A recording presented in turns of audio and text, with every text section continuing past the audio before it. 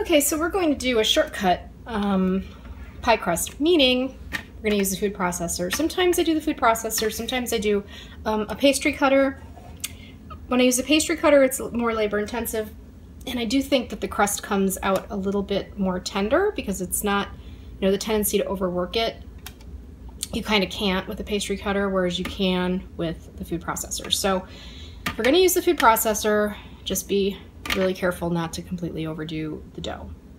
So we're going to start with flour. Now we're going to do a double crust pie. So I need 2 9-inch crusts, and that's 2 1/4 cups of flour and some change.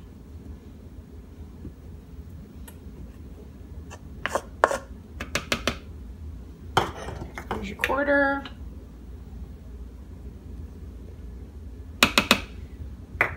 And some change, meaning a couple extra tablespoons.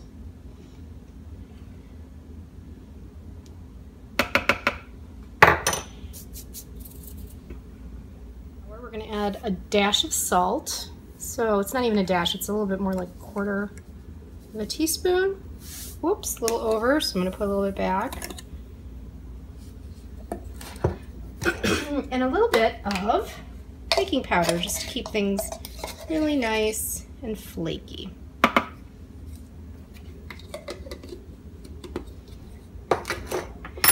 Now I'm going to cut up some butter. You're going to need 14 tablespoons of butter, so this is a butter crust. We're adding butter. Pop the top on and just do a quick pulse of the dry ingredients.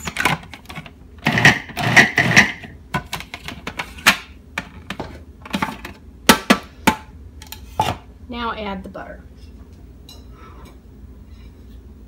There are a lot of pie crusts that use different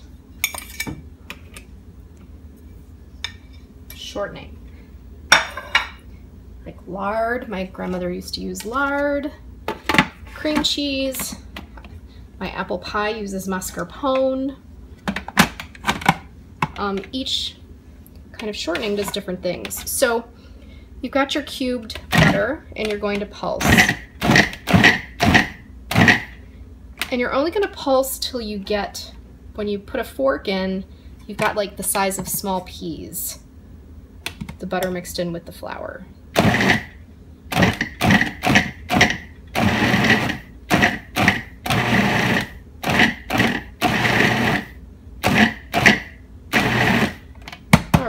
About now, so that took about, I don't know, 12-ish pulses. Take a fork and just check where you're at. So I kind of like dig around in here and then see. Still have some big chunks. So I'm gonna go a couple times more. We're close.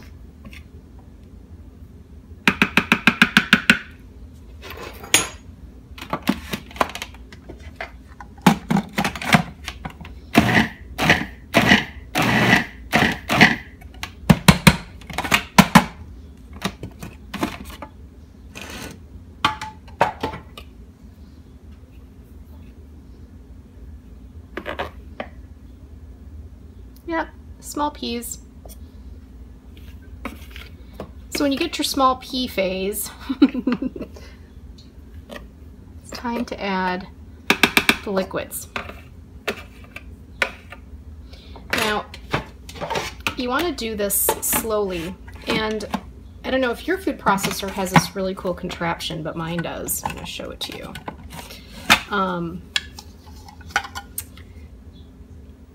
It's actually a little hole right in there where you can add liquids in here, and it's going to kind of drizzle and drip, so you can pulse and turn and evenly distribute liquid. So we're going to use that as we measure out. We're going to start with 2 tablespoons of ice water. See the ice in there? We want everything really cold. The butter cold, the water cold, and it's dripping.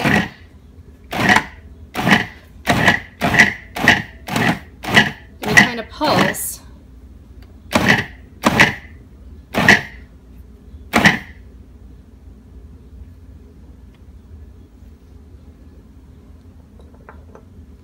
And then, after your 2 tablespoons, you're going to add a little bit of apple cider vinegar. Apple cider vinegar relaxes the gluten in your dough. It's this magical little trick.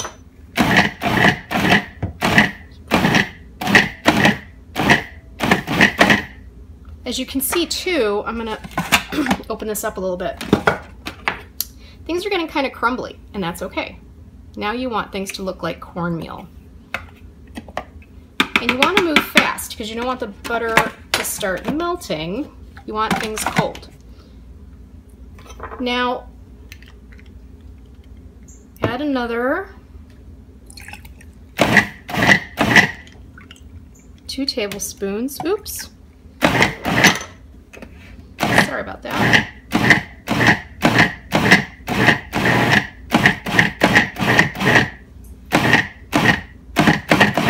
You can see things are starting to come together. You can add another 2 tablespoons of liquid if you need to. Say, you know, it's a dry day, things aren't coming together, your flour's really dry, but this is getting crumbly. When things are crumbly and you can press the dough together with your finger, it's ready to actually form into discs. So we're ready to go with this. So now we're going to get some plastic wrap, and I'll show you how to work with this and get it in the fridge because it needs to rest. All right, so I've cleaned up my work surface with I put some saran wrap or plastic wrap down. You're going to take half of your flour butter mixture. You're going to put it in a pile.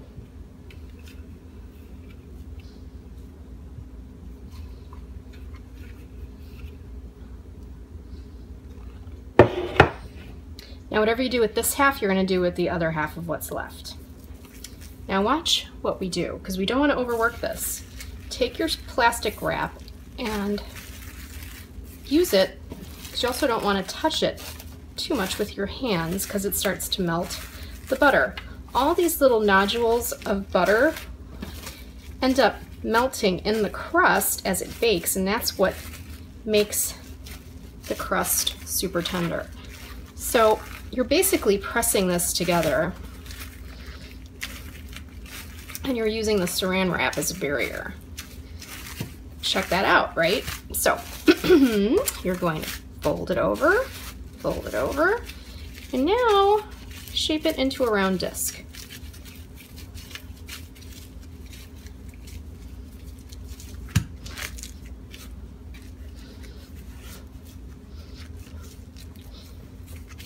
Ta-da!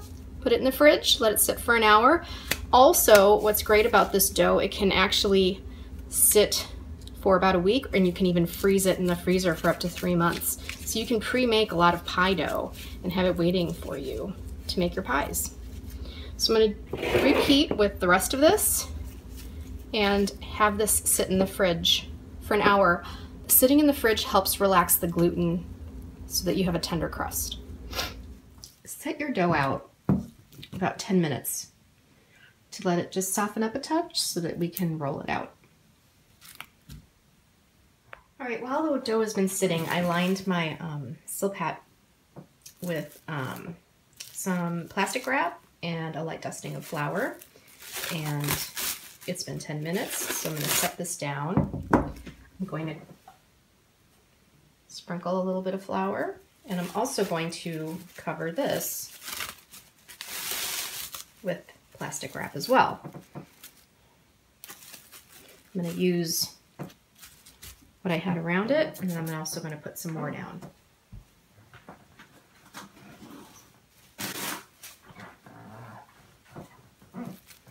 Now, even though this has been sitting, it's going to take a little bit of elbow grease to get this rolling. I start in the middle and put pressure.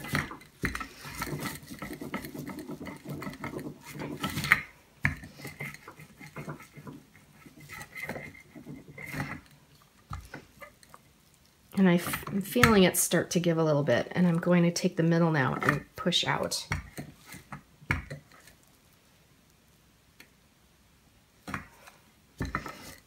It's starting to crack, don't worry.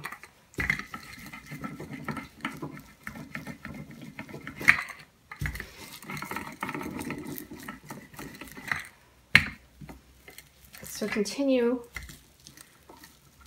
You're going to feel a little bit of give as it's going to start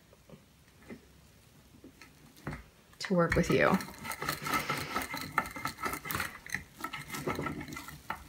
These early cracks, you're just going to end up rolling over, and see how I'm doing that? And you're going to roll this center out. And if you're using a 9-inch pie pan, you want to go, I don't know, 12, 13-inch diameter circle.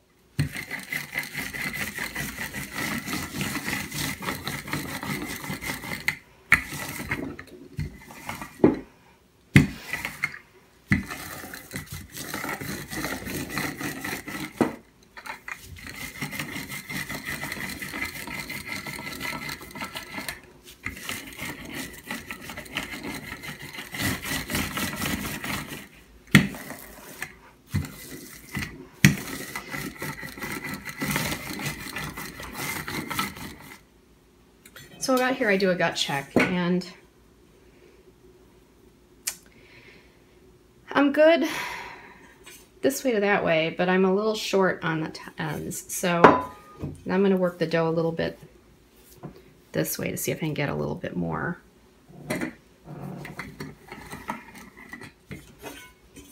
All right. Now the reason why we use saran wrap is because it makes it really easy to flip the dough into the pan. So tuck your hand and loosen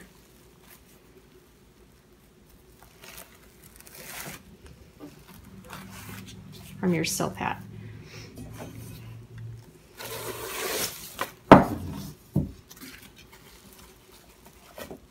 It also gives you a little bit of flexibility as you move your dough around.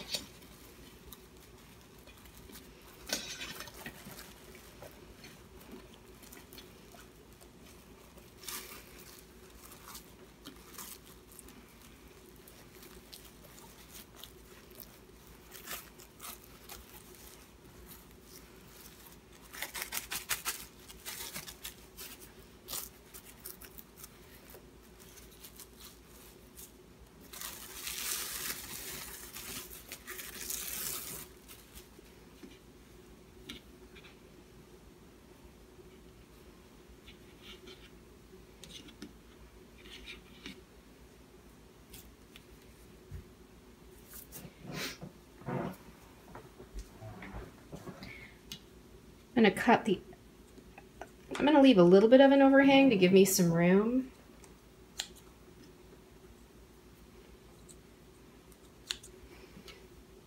Don't get rid of your dough.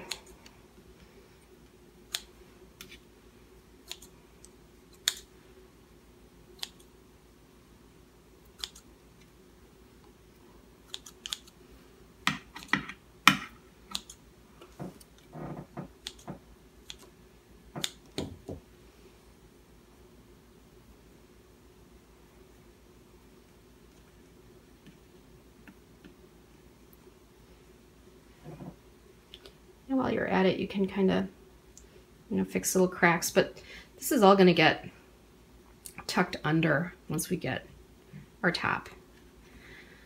So your base is ready. Poke it.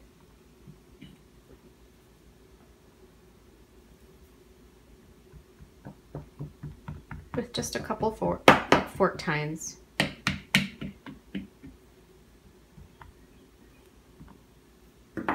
take some of your saran wrap that you used, because why not, right?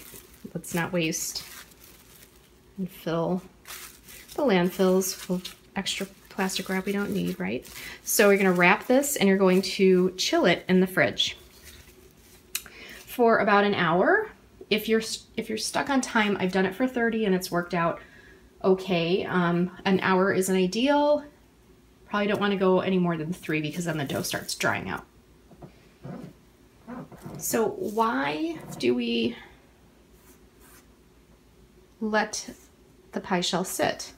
It's all about the gluten, and you know, we worked out the gluten and rolling everything out and stretching it and cutting it, so it gives it a time to rest and settle into its shape. If you don't let it rest, you have chances of the pie actually, the dough kind of shrinking in the pan a little bit, and also the dough not being as tender as you want it to. I've grabbed all my extra dough and I popped it on some saran wrap and I'm setting it aside. Why? Because you might need it for patching. Maybe you get a really fun idea on creating some shapes on your top. You might need it to actually, maybe you didn't split the dough in half perfectly and one disc is smaller than the other once you roll it out. So you're gonna do the same thing with your top. So let it sit for 10 and then roll it out again. And then I'm gonna show you what to do with this. Now you've rolled out this top, same way as you rolled the bottom, but instead of putting it in the baking pan, like we did with the previous, what we're gonna do is slip a baking sheet right under it.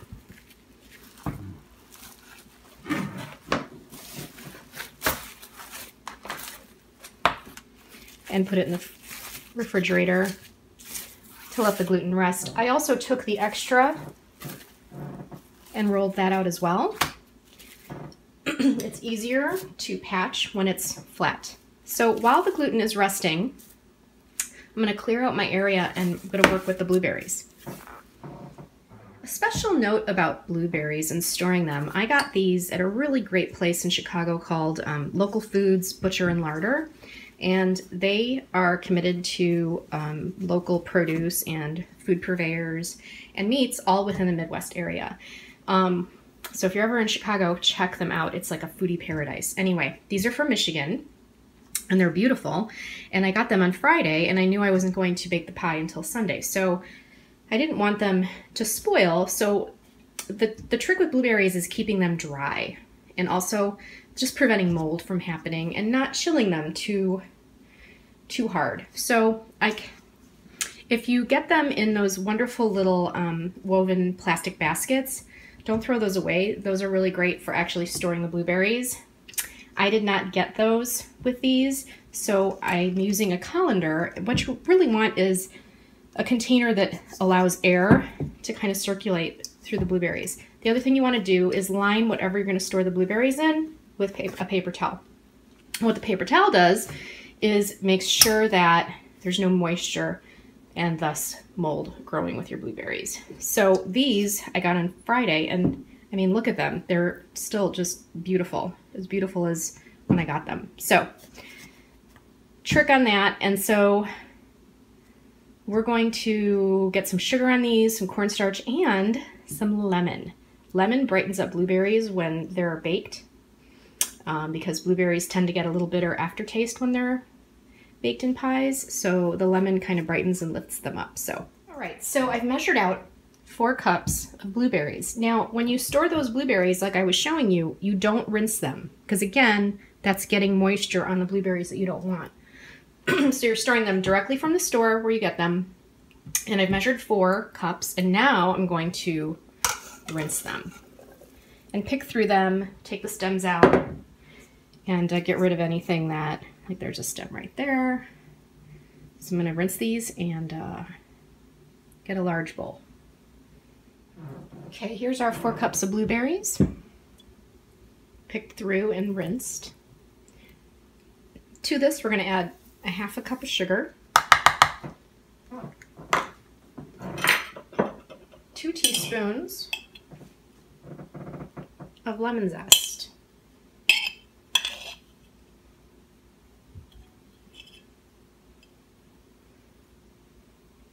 A little extra.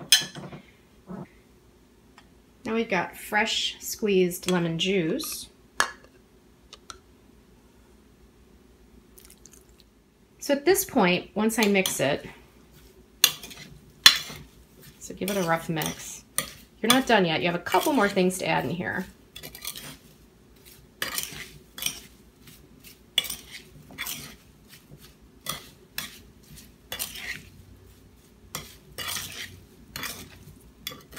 And if you see some stems that you missed, I think I just saw one. Where'd that one go? No, I'll see it again. You know, continue to pick through it. You know, these stems were really little on these. Oh, there it is. Okay. So at this point, before you go further, grab a blueberry and taste it.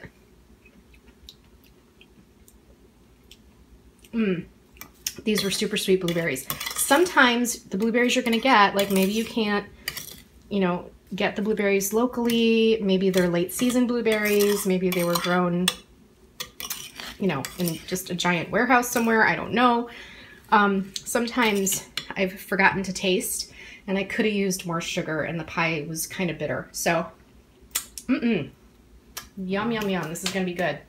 So now add a dash of salt. This is some really nice sea salt. This just enhances things just a little bit. And then you're going to need some cornstarch. So toss that salt in there.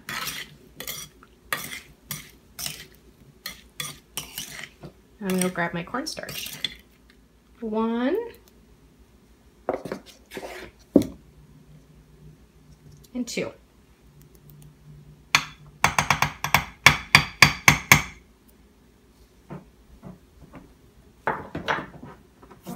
Toss that around and you're good to go. After you've tossed your blueberries, now it's time to get that oven really hot. The trick that I've learned from pie maven Rose Birnbaum is getting your oven hot and cooking your pie on a baking sheet or a baking stone at the bottommost area of your oven. So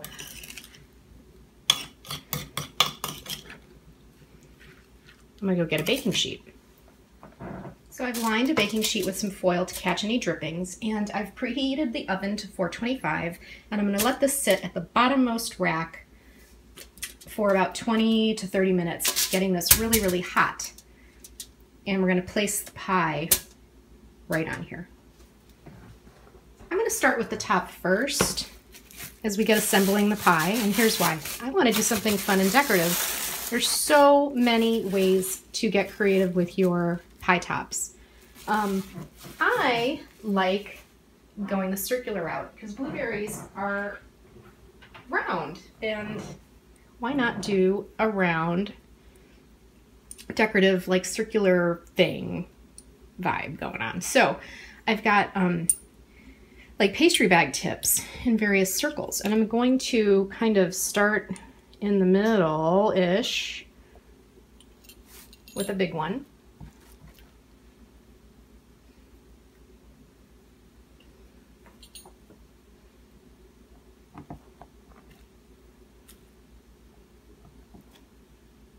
And just kind of do a few all over.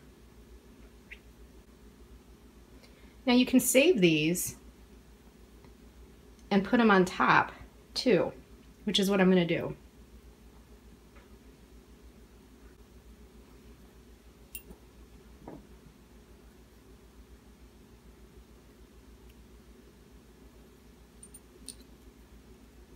And it'll be like really fun and festive.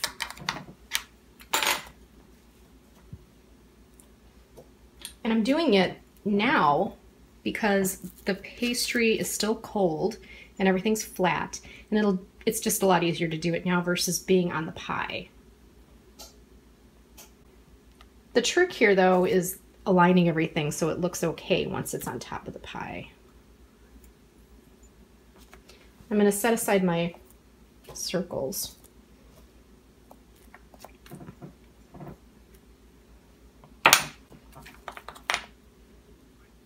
And these do two things. One, they end up being steam holes, and they look cool.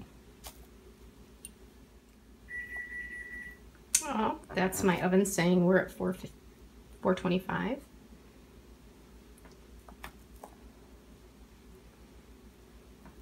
So I'm going to set this to the side.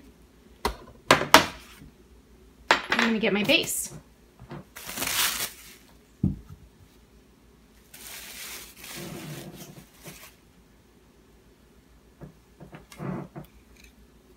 Get your blueberries in there.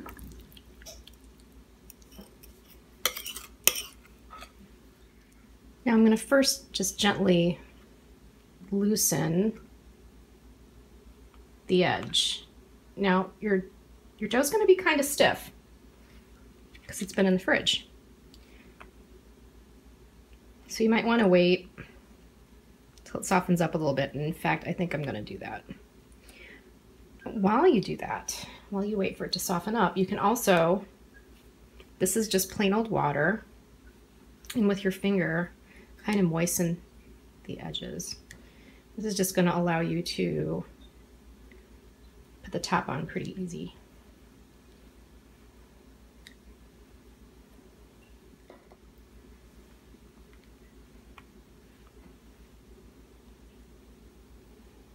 Now you can see here, actually I'm glad this happened because there's some areas that are gonna need probably some patching.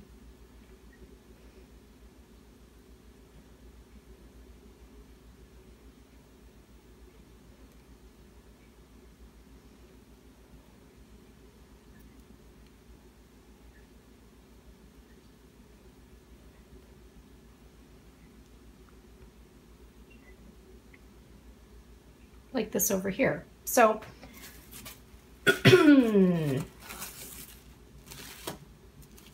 I'm going to patch this area right here. So I've got my patching dough.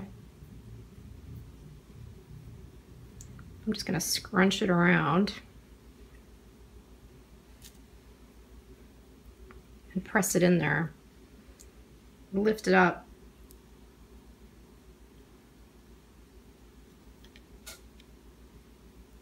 See?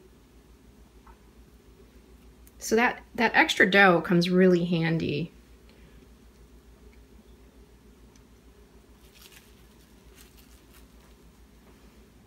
Because pie making isn't necessarily totally perfect.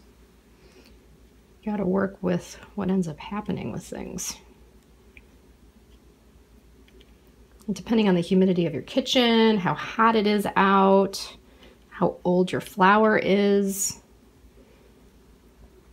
you gotta be ready for anything.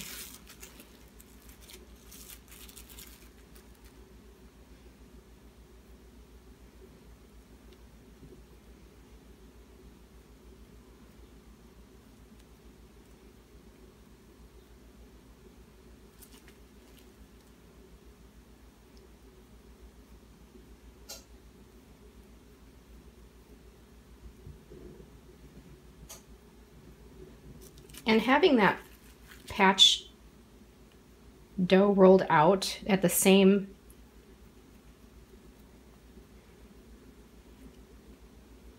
width as your other dough makes this really easy. All right, and also the dough has softened a little bit, so you can see it's a little bit more pliable.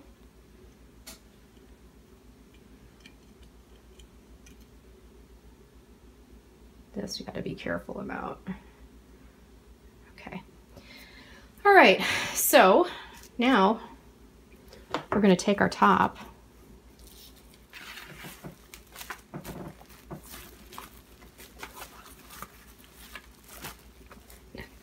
ta-da! So all I did was just flip this over.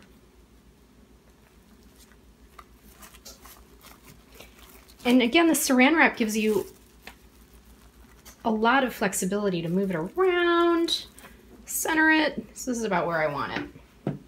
And then find your edges by just rubbing your hand along. There you go.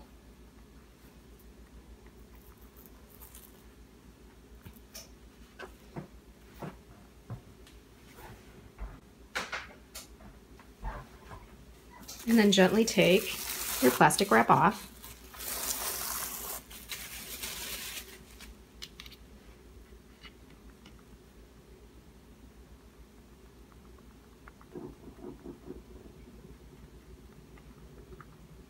Now we're going to cut our overhang so that it's more manageable.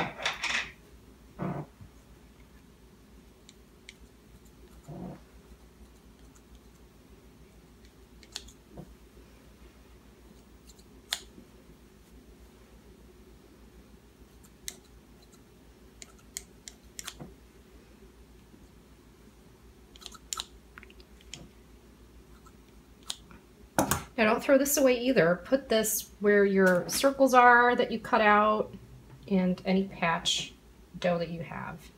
Set it aside. Okay, now, starting on one end, I'm going to pull your bottom and your top, press it together. Do you see how I did that? Fold, push, and do that once around.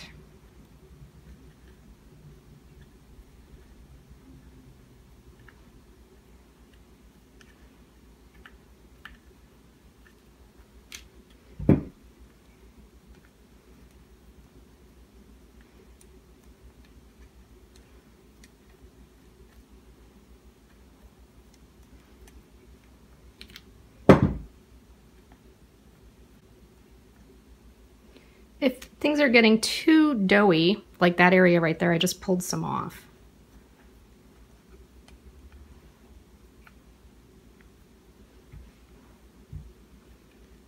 Now, I don't mind having things be a little bit uneven because, I don't know, it just feels more homemade and there's beauty in imperfection. Some people are different.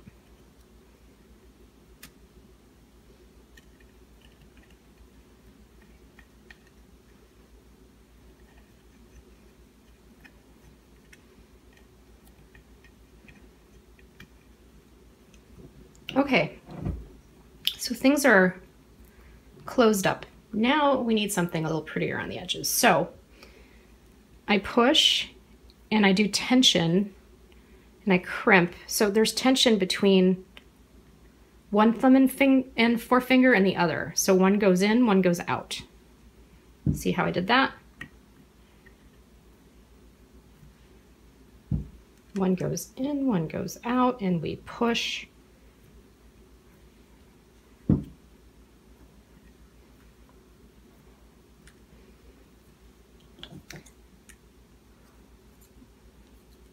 This is a little too much dough, I think. Someone's going to get a mouthful of dough. And I know some people love crust, but it prevents from even baking too if things get too crazy on one end. So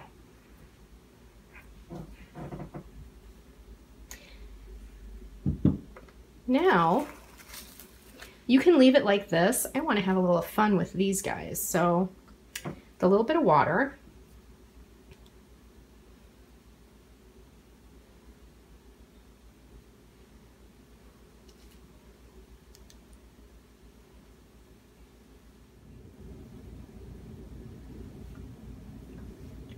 Ta-da!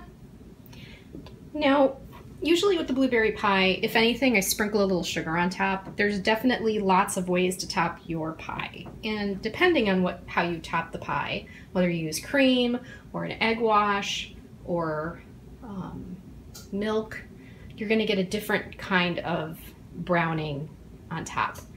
I wanted to keep things kind of rustic with this, so I'm just gonna sprinkle some sugar on top.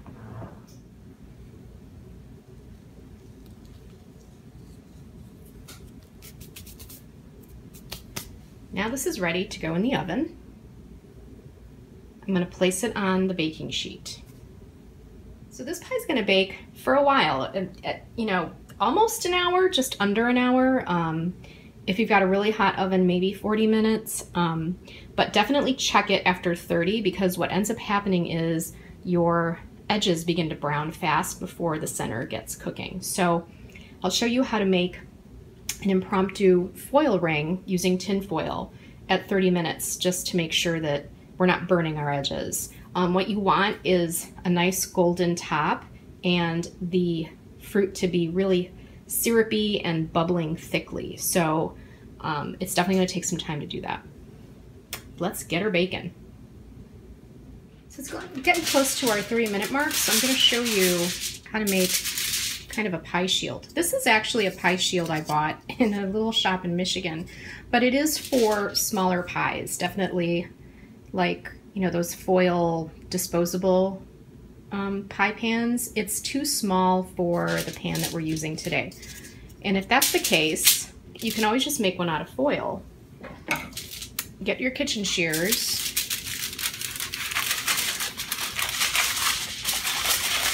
And cut a larger circle.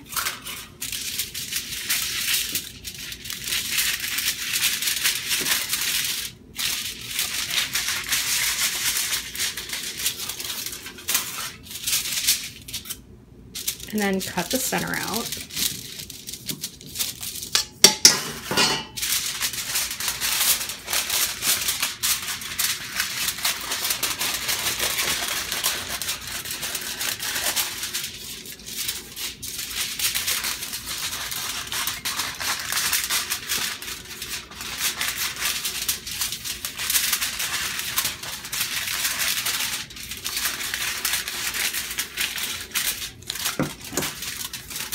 And you should be able to kind of crimp around the edge. I'm just going to show you real fast. I pulled the pie out. You can see things are starting to brown, but oh, there's my 30-minute mark. You can see here the edges were getting brown, but I'm not getting a lot of movement in the middle. So this is when, you know, that pie shield, crimp it around the edges. Try not to burn yourself. I have burned myself many a time. And if you can find pre-made pie shields for different size pies, that's ideal. There. So I'm going to pop it back in for another 20-ish. Just keep an eye on it. What you really want is a lot of bubbling and movement in the middle here. There's some pooling of juices here, so you can see things are starting to move, but not quite where we need it to be. So another 20 and we should be good. You can see, but we got nice bubbling at the center, which is what I was waiting for, which I actually had to keep in the oven for another 5 minutes because I had pulled it out, if you recall, to put the liner on and show you how to do that. Usually I keep it near the oven and actually with the door open, so I'm not cooling it down, but so that had to add some time to our pie. But there you are. Oh boy. Looking good. Now we're going to cool this down and like 3 or 4 hours. We're going to serve it tonight for dinner. We have family from Italy and they don't really get blueberry pie out there, so this is a treat for them. So come join us later while we enjoy this pie.